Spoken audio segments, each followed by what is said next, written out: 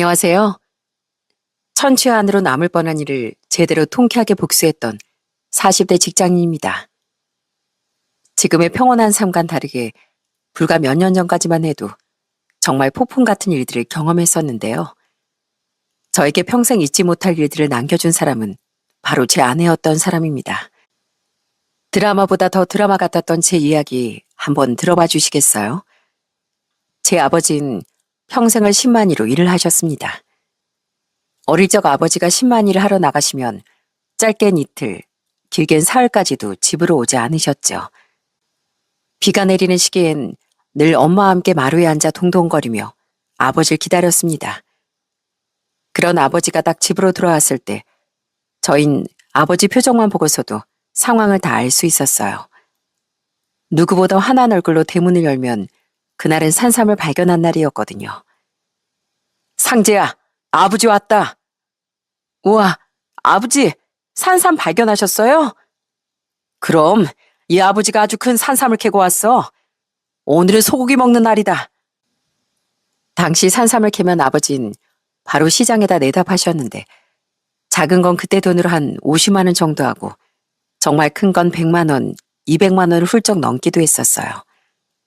물론 몇백만 원 하는 산삼은 정말 드문 일이었고 그래도 산삼 하나를 팔면 당시 직장인 월급 정도가 되었으니 한 달 먹고 살긴 충분한 일이었어요.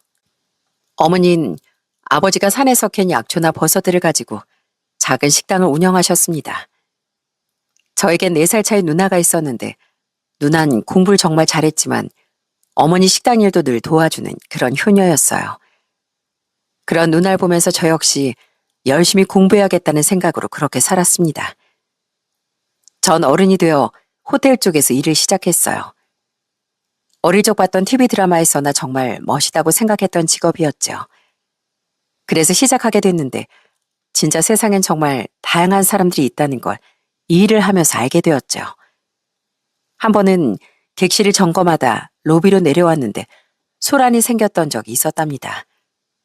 바로 술에 취한 손님이 로비 직원에게 술주정을 부리고 있더라고요. 그래서 제가 그 사이를 막아 손님을 말리기도 했었죠. 그런데도 이 손님은 난동을 멈추질 않더라고요. 야, 얼른 가서 소주 사와. 아니, 뭔 놈의 호텔에 소주 한 병이 없어? 당장 소주 사오라고.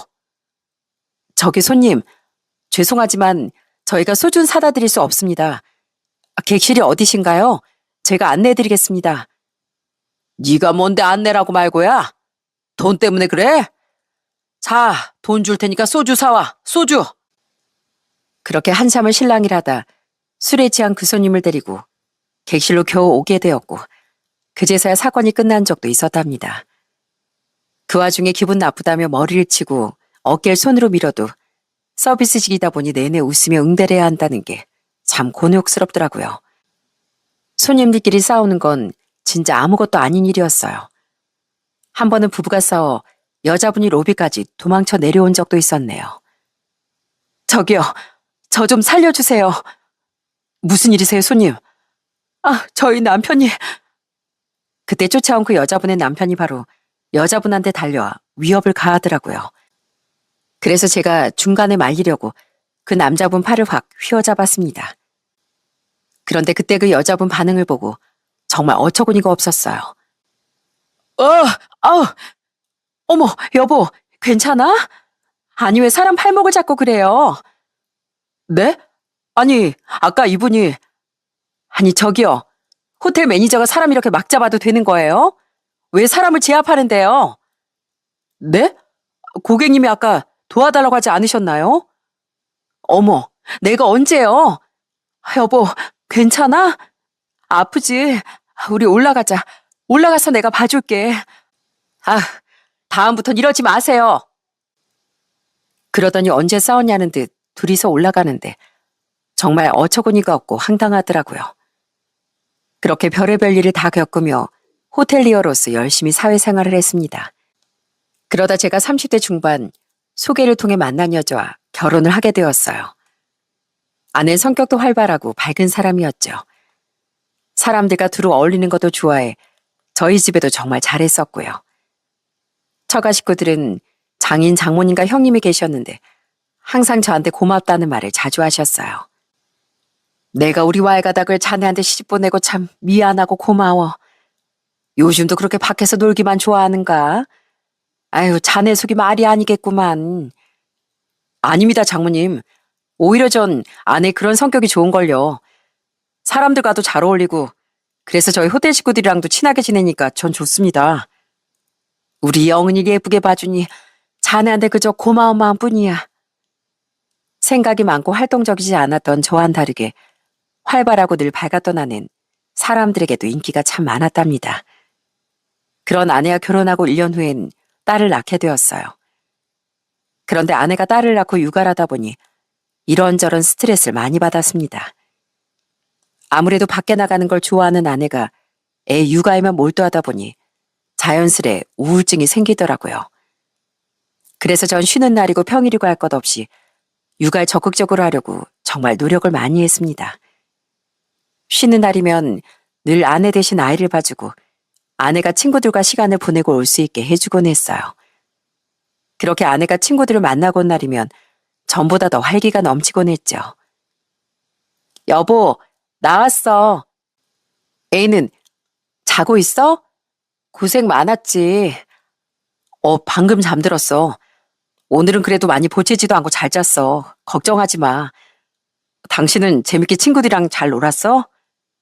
어, 오랜만에 친구들 얼굴 보니까 너무 좋더라. 당신 내 친구 정희 알지? 다음 달에 결혼한다고 청첩장 줬어. 얘 완전 성공했다. 엄청 비싼 호텔에서 결혼하더라고. 그것 때문에 이래저래 얘기하느라고 좀 늦었네. 괜찮아. 당신 재밌게 놀았으면 됐지 뭐. 당신 결혼식에 입고 갈 옷도 생각해 봐야겠네. 없으면 우리 오랜만에 백화점 쇼핑이나 하러 갔다 올까? 아, 정말? 진짜 그래도 돼? 아니야. 있는 옷 또 입으면 되지 뭐.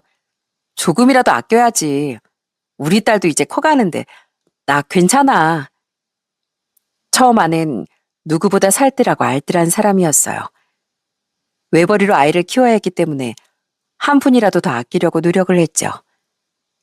아이가 어느 정도 크면서 어린이집에 보낼 시기가 되고 나니 아내 회사를 다니겠다고 얘기를 꺼냈습니다. 처음엔 전 아내가 출산하고서 제대로 쉬지도 못하고 애 육아만 했으니 좀 더 쉬었으면 좋겠다고 생각했는데 아내는 한 푼이라도 살림에 보태고 싶다며 직장에 취직을 하더라고요. 그렇게 아내가 같이 일을 하면서 저희 집 살림은 좀 더 나아지는 듯 보였습니다. 그런데 한 몇 달쯤 지났을까 집에 못 보던 명품 가방이며 구두며 이런 것들이 하나둘씩 늘어나기 시작하더라고요. 처음엔 아내에게 물었더니 대수롭지 않게 얘기를 했습니다. 이게 뭐야? 당신 이거 가방 샀어? 아, 친구랑 저번에 백화점 갔다가 보니까 세일을 엄청 하더라고. 싼 거야. 얼마 안 해. 아, 그래? 근데 저번에 당신 가방 다른 거 사지 않았어? 그런데 또 산 거야? 그냥 좀 하나 샀어. 뭘 이거 가지고 그래. 나 말고 다른 애들은 남편이 고생한다고 가방 하나둘씩 매달마다 사주는 애도 있어. 난 여태껏 당신한테 명품 가방 하나 받아본 적도 없는데 꼴랑 아울렛에서 싼 거 하나 샀다고 그런 소리까지 들어야 돼? 아니, 내 말은 그게 아니라 이거 비싼 브랜드라 그런 거지. 뭐 얼마나 비싸다고. 그리고 나처럼 생활비 별로 안 받는 여자도 없거든. 당신 월급 통째로 나한테 맡기지도 않고 꼴랑 생활비 거기서 떼서주면서 지금 나한테 뭐라는 거야. 거기서 아껴서 이렇게 가방이라도 사면 잘한다고 칭찬해주지 못할 망정. 아휴, 됐어. 그렇게 보기 싫으면 환불할게. 솔직히 맞벌이로 둘이서 돈을 벌고 있으면 외벌이로 살 때보다 사정이 더 나아져야 하는 거 아닌가요? 그런데 아내가 맞벌이를 하기 시작하면서부턴 처음에만 돈이 좀 모였을 뿐 몇 달 후부턴 돈이 모이긴커녕 부족해지기 시작했습니다. 그렇다고 생활비를 어떻게 쓰는지 한번 내역을 보여달라고 하면 난리가 나기도 했어요. 그러면서 늘 돈이 부족하다며 아낸 간간히 생활비를 더 달라고 해서 받아간 적도 많았고요. 전엔 쓰고도 남을 정도로 부족하지 않았었는데 점점 시간이 지날수록 부족해 더 받아가는 달이 많아지다 보니 저도 좀 이상하다 싶더라고요. 그러던 어느 날 호텔에서 근무를 하고 있는데 갑자기 한 친구한테서 연락이 왔습니다. 야, 큰일 났어. 너 도대체 마누라 관리를 어떻게 하는 거야? 뭐야, 갑자기 전화해서 지금 그게 무슨 소리야? 야, 네 마누라 있잖냐? 아무래도 바람 피고 있는 것 같아. 뭐라고? 그게 무슨 소리야? 아, 진짜. 내가 너 안 믿을까봐 다 사진을 찍어놨거든. 내가 바로 보내줄 테니까 한번 확인해봐. 그렇게 친구가 보내준 사진을 보는데 정말 그 사진을 보고 경악을 금치 못했어요. 그 사진엔 아내가 어떤 한 남자와 다정하게 팔짱을 끼고 백화점을 돌아다니고 있는 사진이었죠. 그런데 아내가 팔짱을 낀 사람 얼굴이 낯이 익더라고요. 누구지 하면서 곰곰이 생각해봤는데 딱 한 사람이 떠오르더라고요. 그 사람은 바로 아내가 다니고 있던 회사 사장이었어요. 처음에 아내가 입사를 하고서 회식을 했을 때 제가 아내를 데리러 간 적이 있었거든요. 그때 서로 인사를 했었는데 바로 그 사장이랑 몰래 바람을 피우고 있던 거였죠. 당시 사장은 나이가 50대 초반이었고 아내와는 14살이 차이가 나던 상황이었어요. 거기다 그 사장도 가정 있는 남자였죠.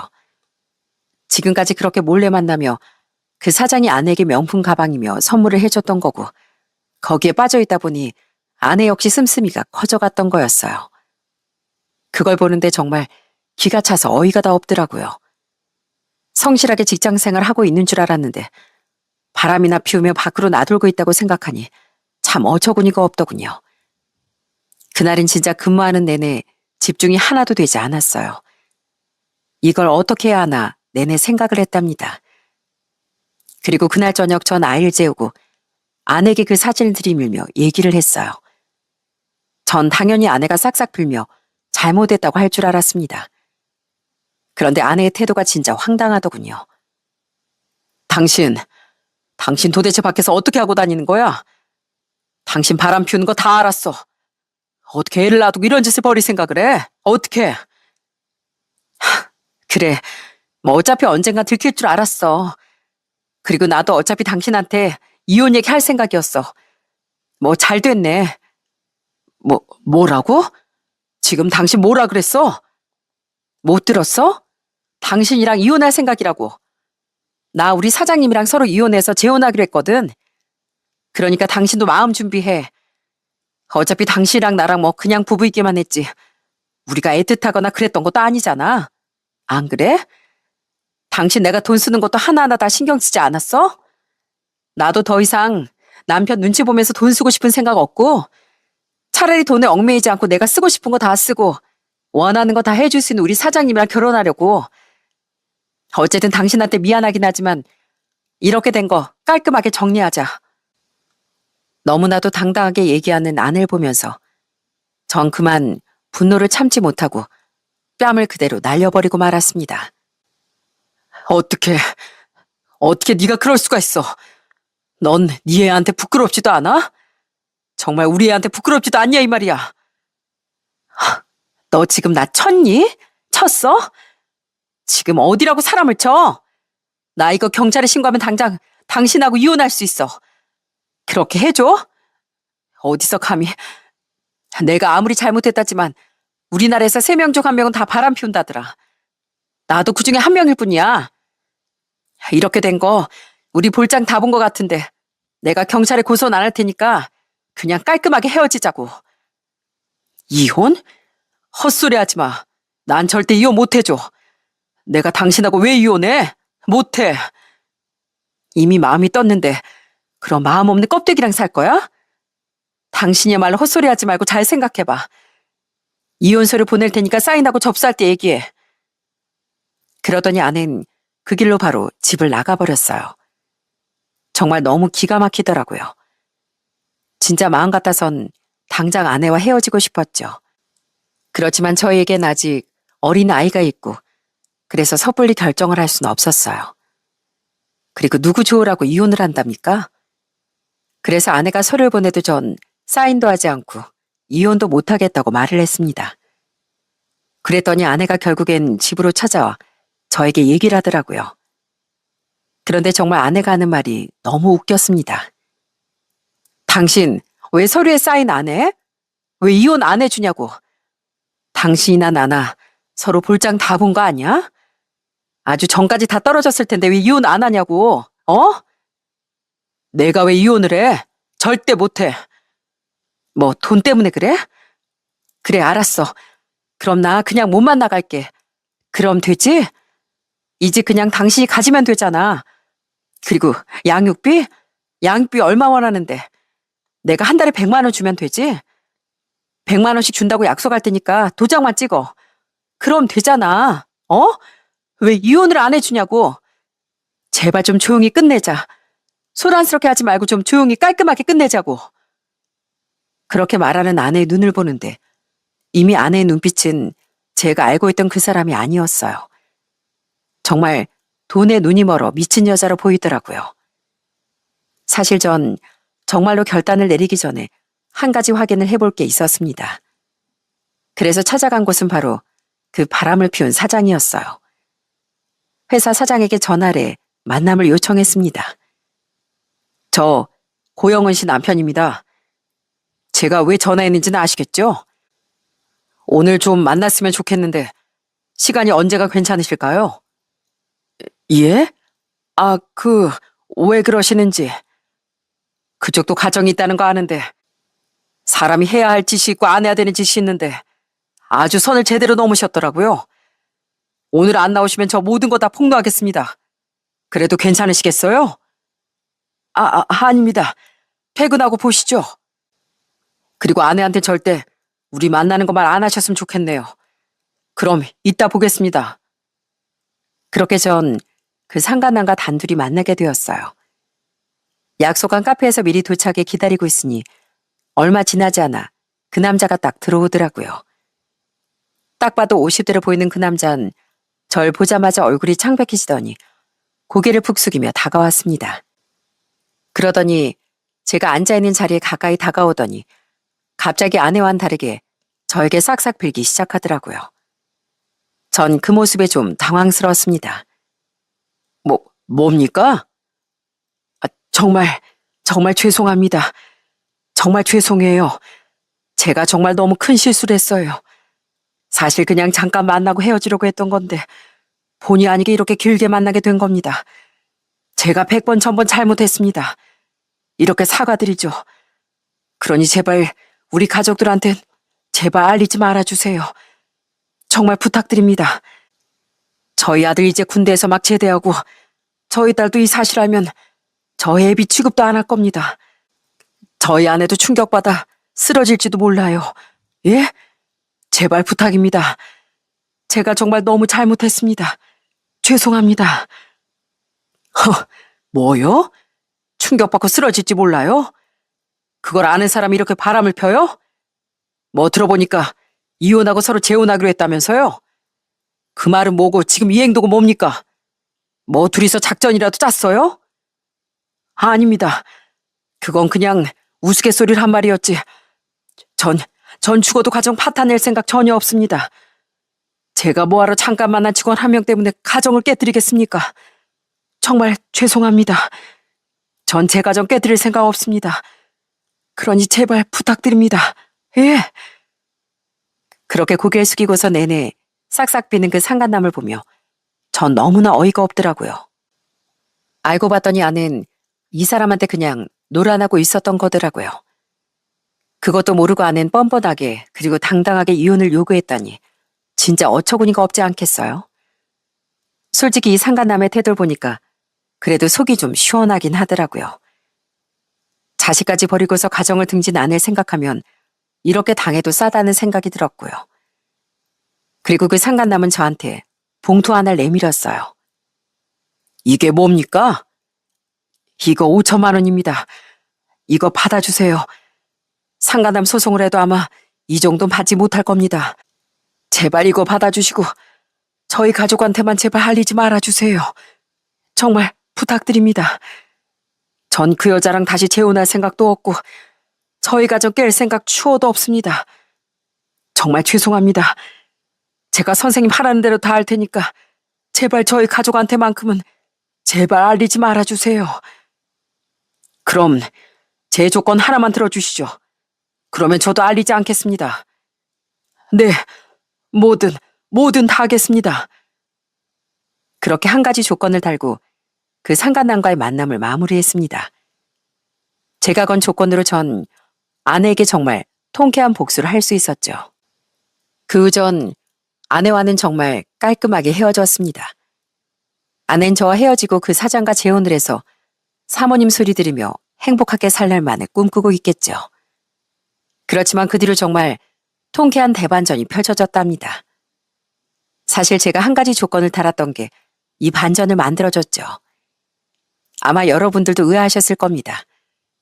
왜 아무것도 하지 않고 그냥 깔끔하게 헤어진 건지 말이죠. 그렇지만 전 어떻게 해서든 아내에게 복수를 하고 싶었어요. 사실 제가 이혼을 하면서 상간남 소송이며 이것저것 하다 보면 아마 아내는 그 사장이 자기를 그저 가지고 놀려고 했었던 거라는 걸 알 거라고 생각을 했어요. 그걸 알고 나면 또 아내가 태도를 바꾸고 저한테 싹싹 빌 테고 이혼도 할 생각도 안 할 것 같았고요. 제가 뒤통수를 제대로 맞은 것처럼 아내도 한번 제대로 뒤통수를 맞아봤으면 좋겠다 싶었죠. 그래서 그 사장에게 당장 헤어지지 말고 이혼 도장 찍고 다 모든 게 끝나면 그때 정리하라고 얘기를 했습니다. 그러지 않으면 가족들에게 다 알리겠다는 게 그게 제 조건이었죠. 이혼 도장을 찍던 날 장모님께서 저에게 전화가 왔더라고요. 장모님은 한참 우시더니 저한테 사과를 하시더군요. 박서방, 미안하네. 내가 자네한텐 할 말이 없어. 딸 자식 제대로 교육 못 시켜 자네한테 이런 잘못을 했다는 게 이게 다 우리 탓이네. 애비애미가 제대로 못 가르쳐. 제대로 못 키워 그런 거니 우리 잘못이 크네. 정말 미안하네.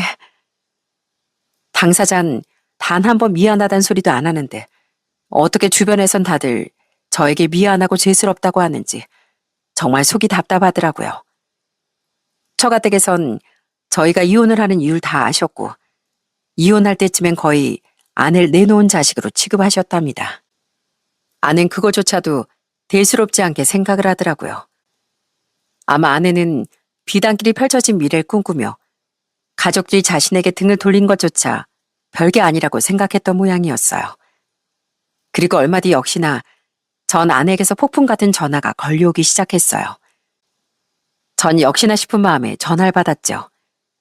제가 전화를 받으니 전 아내가 다급하게 말을 하더라고요. 여보, 나야, 나. 여보라니? 당신 나한테 전화할 일이 뭐가 있어? 아, 양육비? 안 그래도 양육비 한참 안 들어오던데 왜 안 보내는 거야? 그렇게 떵떵거리면서 얘기하더니. 여보, 나 그 사람이랑 헤어졌어. 나 당했어. 당했다고. 이혼하고 나랑 재혼한다더니 갑자기 나한테 이혼 못한다면서 막 헤어지자고 그러는 거 있지?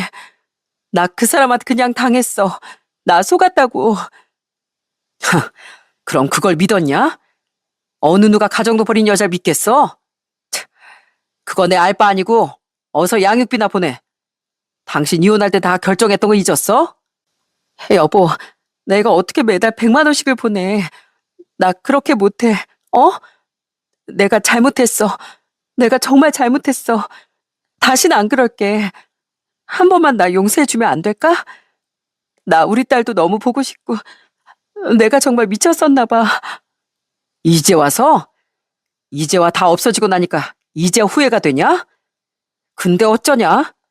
난 너한테 미운정 곤정 다 털려서 아무것도 없는데 마음 하나 없는 껍데기랑 어떻게 사냐며? 나도 이제 너한테 마음 하나 없거든? 그런 사람이랑 못 산다고 하지 않았어? 난 너 같은 여자랑 다시 살 생각 없으니까 양육비나 보내고서 딸 보고 싶다고 해. 알았어? 결국 전 아내는 상간남에게서도 버려지고 자기 가족에게서도 외면당하며 철저히 혼자가 되어버렸답니다.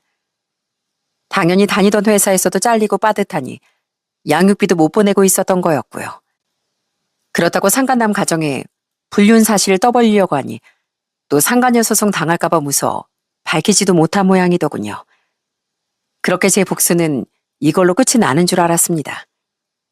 그런데 이후에도 전 아내는 양육비도 한 푼 보내지 않고 딸도 만나러 오지도 않더라고요. 양육비를 언제 줄 거냐 연락해봐도 차단을 한 건지 어쨌는지 답도 없고 딸이 엄마 보고 싶다고 해서 전 엄마 만나게라도 해주고 싶었는데 그 연락에도 다 차단해버리고 전 아내는 싹 다 무시를 했습니다. 그런 전 아내의 태도를 보며 정말 화도 나고 분노가 쌓이더라고요. 그런 와중에 전 전화번호를 바꾸게 되었어요. 아내와 같이 엮인 사람들도 많이 있었고 좀 정리를 하고 싶더라고요.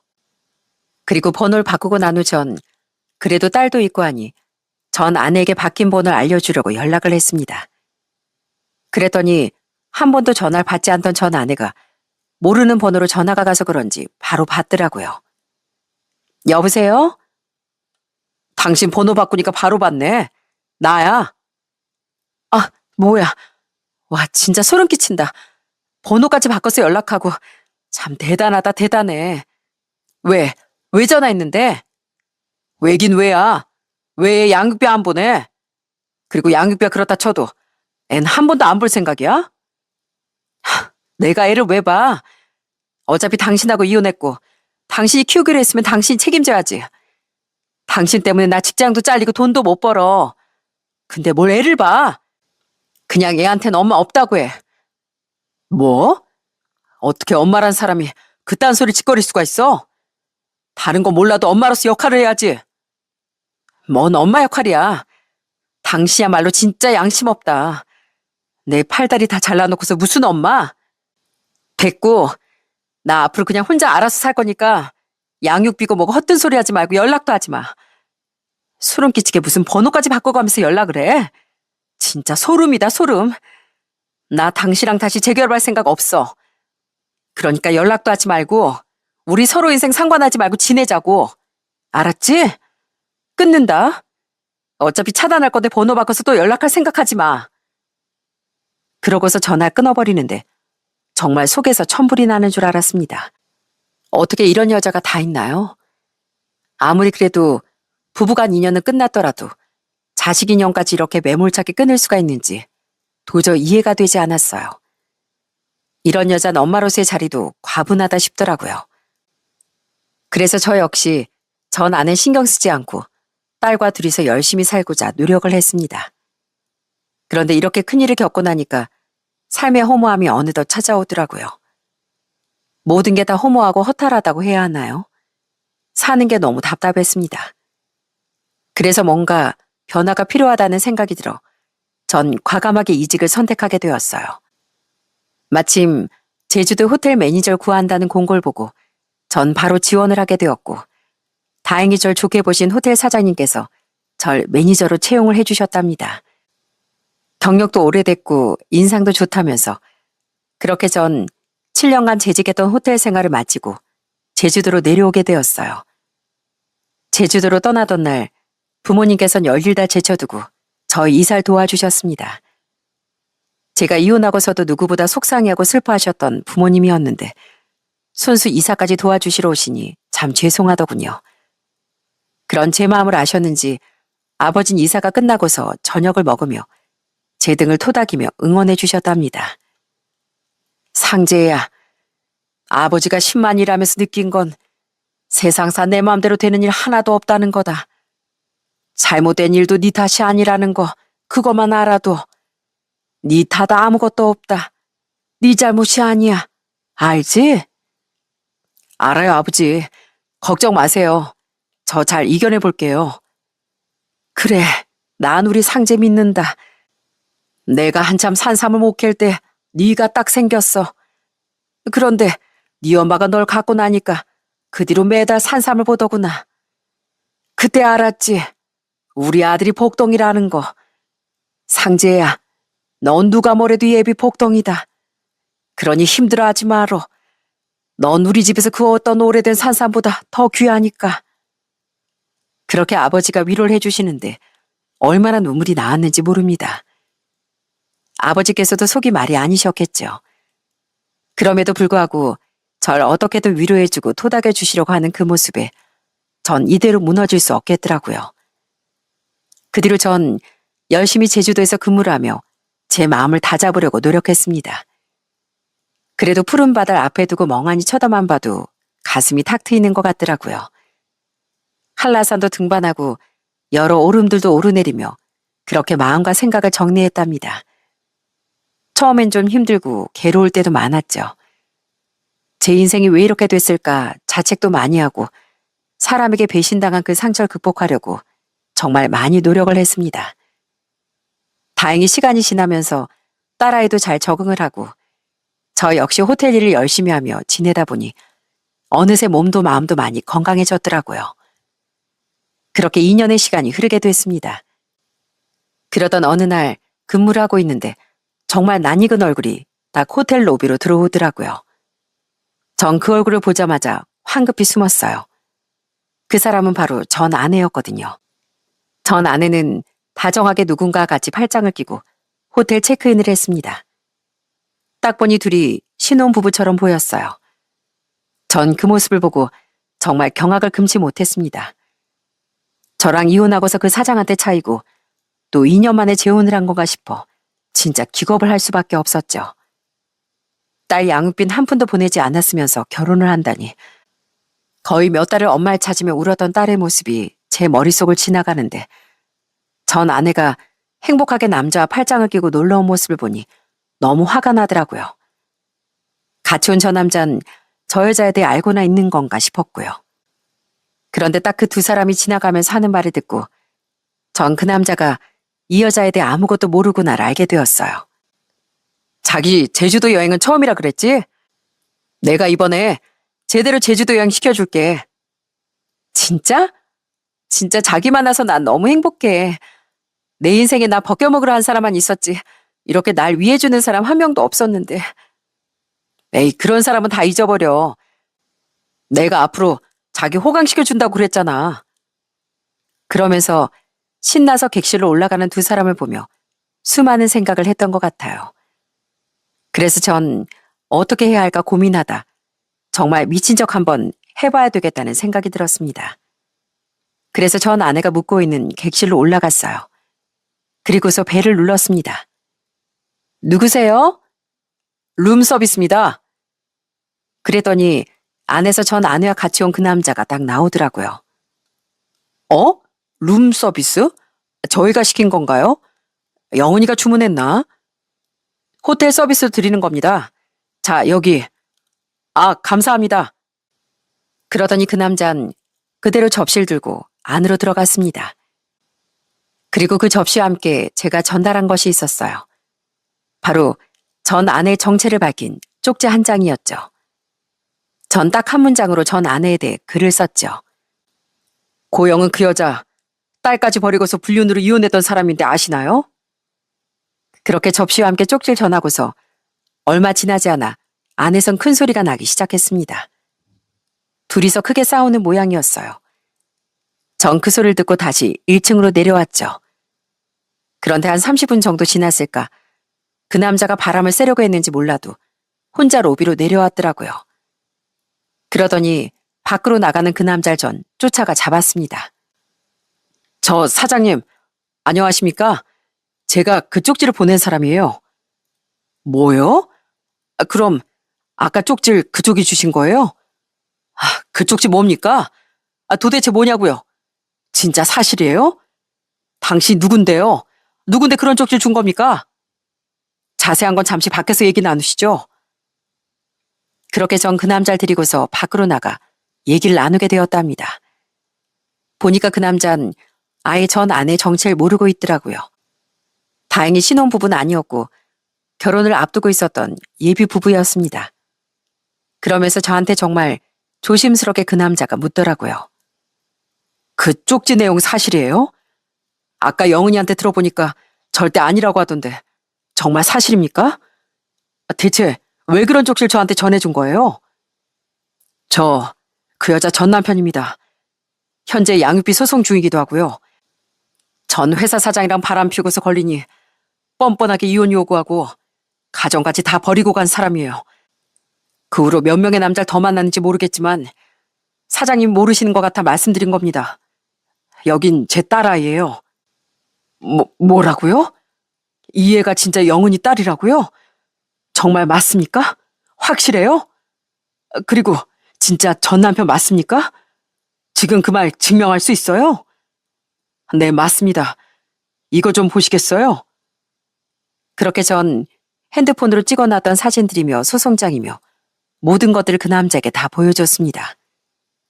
그랬더니 그 남자는 그걸 보면서 아주 손을 덜덜 떨며 당황해 하더라고요.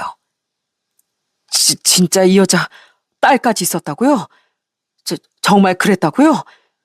가족한테 버림받고 혼자 힘들게 산다고 했는데 그게 다 거짓말이었다는 겁니까? 네. 전 아내 가족들은 아내가 불륜했다는 걸 알곤 모두 다 연을 끊어버리셨던 거고요. 그럼에도 불구하고 자기 잘못 한번 뉘우치지 않았던 그런 여자입니다. 어떻게 그럼 제가 알고 있는 거랑 전혀 다른 얘기를 하시네요. 못 믿으시겠으면 다시 한번 알아보세요. 사장님께도 그게 좋을 것 같습니다. 예, 고맙습니다. 얘기해 주셔서 고맙습니다. 나중에 제가 은혜 꼭 갚죠. 그렇게 그 남자는 그날 바로 서울로 올라가 버렸습니다. 전 아내가 도대체 뭐라고 거짓말을 했던 건지, 딸을 낳았다는 사실도, 불륜으로 이혼을 했다는 사실도 전혀 모르고 있었더라고요. 제가 모든 걸 다 얘기를 하니 그 남자는 사색이 되더니 알았다고 자리를 뜨고선 그렇게 서울로 가버렸습니다. 그랬더니 그 남자가 떠나고 나서 얼마 지나지 않아 누군가가 부랴부랴 혼자 키를 들고 내려오더라고요. 바로 전 아내였죠. 그러더니 로비에 서 있는 절 보고선 아주 경악을 금치 못했습니다. 뭐야, 당신이었어? 이쪽 집 남긴 게 너였냐고. 지금 누구 인생 또 말아먹으려고 작정한 거야, 뭐야? 어떻게 이딴 짓을 할 수가 있어? 너야말로 지금 뭐 하는 짓이야? 아무것도 모르는 순진한 사람 속에서 또 어쩌려고? 어떻게 사람이 이렇게 안 변하냐? 너 지금 도대체 뭐 하자는 건데? 당신이 무슨 상관이야? 내 인생이야. 내 인생이라고. 나 가만 안 있을 거야. 내가 진짜 가만 안 있을 거라고. 마음대로 해. 가만히 안 있도 뭐라든 하나도 안 무서우니까. 난 더 이상 나처럼 피해자가 안 나왔으면 하는 바람으로 내가 해야 할 일을 했을 뿐이야. 그 남자 화 많이 난 것 같은데 얼른 쫓아 올라가 봐. 어떻게 넌 아직도 그러고 있냐? 이 정도까지 망가진 줄 몰랐는데 정말 한심하다, 한심해. 넌 네 아이가 불쌍하지도 않니? 양육비 한 번을 안 주고 이렇게 여행 다니며 남자 만나고 다닐 돈은 있고? 됐어. 어쩌라고. 돈이 없는데 어떻게 양육비를 줘? 어차피 네가 애 키우면서 왜 나한테 돈을 달래? 너 내 인생 망치면 진짜 부숴버릴 거야. 그러더니 전 아내는 씩씩대며 호텔을 나가더라고요. 전 정말 온몸이 부들부들 떨릴 정도로 화가 났습니다. 양육비가 그렇다 쳐도 딸을 보고 싶어라도 했으면, 아니면 연락이라도 좀 했었다면 제가 이 정도까지는 안 했겠죠. 그 사장한테 버림받고서 그때 딱 한 번 연락이 온 걸 제외하곤 한 번도 연락도 하지 않고 다 차단하고 지냈으니 전 이 여자가 너무나 괘씸하고 또 괘씸했습니다. 그런데 그것도 모자라 자신의 어마어마한 과거를 숨기고서 또 순진한 사람을 속이려 한다니, 그건 더더욱 용납할 수 없는 일이었죠. 결국 며칠 뒤 저에게 연락처를 받고 갔던 그 남자에게서 연락이 왔더라고요. 저 백성준입니다. 제가 뒷조사를 좀 해보니까 박상재 씨 말이 다 맞았네요. 정말 감사합니다. 제가 이 은혜를 어떻게 보답해야 할지. 제 인생을 구해주셔서 정말 감사합니다. 제가 꼭 살해를 해드리고 싶은데요. 아닙니다. 전 제가 할 일을 했을 뿐인데요. 전 저 같은 피해자가 또 다시 나오지 않았으면 좋겠다는 생각으로 알려드린 거예요. 그러니 살해는 괜찮습니다. 부디 앞으로 좋은 사람 만나셨으면 좋겠네요. 정말 감사합니다. 사실 그 여자가 저한테 결혼을 엄청 요구했거든요. 거기다 합가해서 시부모님 모시고 살고 싶다고 하길래 전 정말 좋은 여자인 줄 알았어요. 이미 저희 부모님께도 다 인사드리고 결혼도 불과 3개월 남은 상황이었는데 정말 아무것도 모르고 결혼할 뻔했습니다. 정말 감사합니다. 아닙니다. 이제라도 아셨으니 다행이죠. 그렇게 그 남자와의 통화를 마치고 전 제가 할 일을 다 했구나 하는 생각이 들었습니다. 그 여잔 자기 인생 한번 바꿔보려고 사업주 아들이었던 그 남자를 어떻게든 꿰어내어 보려고 했던 거더라고요. 생각보다 정말 어마어마한 전 아내 행동에 진짜 경악을 금치 못했습니다. 그때 그 두 사람을 딱 마주쳤던 게 참 다행이라는 생각도 들었어요. 아마 그때 마주치지 않았다면 전 아내는 그대로 그 남자를 속이고서 결혼까지 했겠다 싶었습니다. 그리고서 얼마 지나지 않아 바로 전 아내에게서 연락이 오더라고요. 그토록 저희가 전화하고 메시지 보낼 땐 한 번 전화를 받지도 오지도 않았던 전 아내였는데 이제야 전화기에 불이 날 정도로 전화를 걸어오니 진짜 황당하더군요. 제가 그 전화를 딱 받으니까 전 아내는 다짜고짜 화를 내며 소리를 쳤어요. 야, 너 뭐하는 사람이야? 이게 대체 뭐하는 짓이야? 너 때문에 내 인생 다 망쳤어. 다 망쳤다고. 내 인생 돌려내. 내 인생 어쩔 거야? 어쩔 거냐고. 네 인생? 그 거짓말로 가득 찬 그 인생 말하는 거냐? 남 속여놓고서 뭘 돌려내? 네가 벌 받은 거지. 네가 그렇게 거짓말로 사람 속여가면서 남 등쳐먹는데 제대로 살 수 있을 거라고 생각했어? 네 인생이 아니고 돌려내야 할 거 내 인생이지. 뭐? 너 나한테 복수하려고 일부러 이런 거지? 어? 그렇지? 나한테 복수하고 싶어서. 내가 잘 사는 것 같으니까 질투나서. 그래서 그런 거지? 진짜 쪼잔하게 뭐 하는 짓이야? 질투? 야, 뭐 있는 사람이야 질투라도 했지. 거짓말쟁이한테 누가 질투를 해? 너한테 속는 사람들 불쌍해서 구원해 준 거야. 너 같은 애한테 당하지 말라고. 역시나 전화는 끝까지 뻔뻔하고 당당하더라고요. 본인이 한 건 생각도 안 하고 큰소리 떵떵 치는데 사람은 참 변하지 않는 거구나 싶었습니다. 뭐? 이미 너랑 나랑 끝났잖아. 내가 누굴 속이도 뭔 상관인데. 너 때문에 내 인생 다 망했으니까 네가 책임져. 어? 네가 책임지라고. 안 그래도 먹고 살기 막막한데 너 어떻게 나한테 그럴 수가 있어? 책임? 책임이라니. 책임은 앞으로 네가 져야지. 그동안 밀린 양육비 있잖아. 이거 너 곧 있으면 통장 압류될 거야. 이제 너 아무것도 못해. 그리고 요즘 양육비 안 주면 난리 나는 거 너 알지? 요즘 옛날이랑 달라서 아주 무서운 세상이야. 네가 그랬잖아. 네 입으로 양육비 꼬박꼬박 준다고. 안 그래? 그러니 네가 약속한 걸 지켜야지. 알았어. 알았다고. 기다리라고. 내가 어련히 돈 있으면 안 줄까. 내 인생 이렇게 됐는데 내가 어떻게 바로 주겠어? 준다고. 준다니까. 아니, 이제 네 말 못 믿어. 거짓말 투성이 네 말 내가 어떻게 믿냐? 이렇게 말만 해놓고 또 내팰지 누가 알아? 됐고, 너야말로 앞으로 각오해. 네가 벌인 일 네가 끝까지 수습하게 해줄 테니까. 알았어. 내가 진짜 줄게. 준다니까. 줄 테니까 제발 그러지 마. 어? 그러지 말라고. 내가 어떻게든 돈 보낼 테니까 제발 소송 좀 하지 마. 그렇게 전화는 그때 이후로 제게 꼬박꼬박 양육비를 보내주고 있습니다. 정말 제가 소송이라도 하면 진짜로 자기 앞날이 막힐까봐 이제야 두려운 모양이었어요. 역시 뭔가 사람이 진짜 실행을 해야 돌아간다는 게 맞는 말이더군요.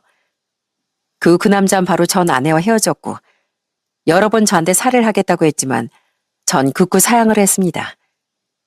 솔직히 전 돈보다 저와 같은 피해자가 없었으면 하는 마음의 한 행동이었기 때문에 그 돈을 받고 싶지 않았어요. 그랬더니 그 남자가 커뮤니티에다 글을 올린 모양이었습니다. 익명으로 올라온 글이었지만 딱 보자마자 그 남자분이라는 걸 전 알 수 있었죠. 1년을 만나던 여자가 모든 걸 다 거짓말로 절 속여왔다는 걸 호텔 직원분이 아니었으면 전 평생 모르고 있었을 겁니다. 그 호텔 매니저님이 아니었으면 제 인생은 아마 완전히 무너졌을 거라 생각합니다. 그분의 용기에 다시 한번 감사드립니다. 이렇게 남겨진 글엔 다들 귀인을 만났다며 엄청 댓글이 남겨져 있더라고요. 그 글을 보면서 내가 그래도 괜한 짓을 한 건 아니구나 싶더라고요. 그 일이 있고 난 후 2년 반 정도 지났을까 그 남자분은 다시 한번 저희 호텔에 방문을 해주셨어요. 곁엔 정말 결혼을 할 예비 아내분과 같이 오셨더라고요. 그러면서 반갑게 저한테 인사를 하시는데 저 역시 너무나 반가웠습니다. 매니저님, 안녕하세요. 오랜만이네요. 와, 어쩐 일이세요? 정말 오랜만에 뵙네요. 네, 여긴 제 예비 아내입니다. 꼭 소개해드리고 싶어서요. 제주도 여행 같이 왔어요. 괜찮으시면 퇴근하고 저희랑 같이 식사 한번 하시겠어요? 그렇게 전 그날 퇴근 후 그 두 사람을 만나 횟집에서 소주 한 잔을 마시게 됐습니다. 그러면서 저한테 하는 말이 참 감사했어요. 그때 사례비도 안 받으시고 그래서 제가 항상 마음에 걸렸습니다. 어떻게든 보답을 해드리고 싶었는데 덕분에 제가 더 좋은 여자 만나 이렇게 결혼까지 하게 되었네요. 아내도 다 알고 있습니다. 제가 만나기 전부터 다 얘기를 했거든요. 아, 그렇습니까? 아, 참 다행이네요. 사장님께 정말 좋은 분이 계셔서 정말 다행입니다. 네, 덕분입니다. 제 인생이 이렇게 잘 될 수 있었던 건 다 매니저님 덕분이에요. 그때 못해드린 사례비 대신 제가 오늘 횟집 쏘겠습니다. 감사합니다. 그럼 맛있게 잘 먹을게요. 그렇게 저흰 그날 횟집에서 소주 한 잔씩 하며 서로 이야기도 많이 나누고 정말 많이 친해졌답니다. 지금은 그때 그 남자와 형 동생으로 지내며 가끔씩 서로 안부도 전하고 연락도 하고 있네요. 참 어떻게 보면 서로 껄끄러운 인연일 수도 있는데 오히려 저흰 둘도 없는 절친처럼 친하게 지내고 있으니 참 사람 인연이라는 게 별의별 인연이 다 있구나 싶습니다. 전 지금도 계속 제주도에서 잘 지내고 있어요. 딸도 많이 커서 이젠 퇴근하면 제 어깨도 주물러주고 힘내라고 응원도 많이 해주고 있고요. 딸 덕분에 전 항상 힘을 얻으며 즐겁게 잘 살아가고 있어요. 부모님께서도 종종 제주도로 오시는데 그때마다 저희 딸도 잘 돌봐주시고 저도 많이 응원해 주신답니다. 누난 가족들과 가끔 제주도에 내려올 때면 두 손 가득 바리바리 딸 선물이며 오시며 잔뜩 사들고 오는데 너무 고맙더라고요. 이렇게 절 응원하는 가족들을 위해서라도 전 앞으로도 열심히 살아가며 행복을 찾아보려고 합니다. 지금은 전 아내가 꼬박꼬박 양육비를 보내주고 있긴 하지만 뭐 얼마나 갈진 잘 모르겠네요. 그래도 지금이라도 정신 차려서 엄마로서의 그 역할이라도 제발 좀 제대로 하길 바랄 뿐입니다. 보니까 여기 올라오는 사연들을 보면 자기가 잘못하고서도 정말 뻔뻔하게 나오는 사람들이 많은 것 같더라고요. 어떻게 인간의 탈을 쓰고 짐승만도 못한 짓을 할 수가 있는지 저로선 도저히 이해가 되지 않습니다. 그래도 그렇게 잘못을 하고 뉘우치지 않고 뻔뻔하게 굴면 결국엔 벌을 받기 마련인 것 같네요. 물론 제 전 아내는 제가 벌을 준 거나 마찬가지지만 그렇지 않았더라도 언젠간 그 여잔 큰 벌을 받았을 겁니다. 아마 이 사연을 들으신 분들 중에서도 사람에게서 상처를 받으신 분들이 많으실 거라고 생각합니다.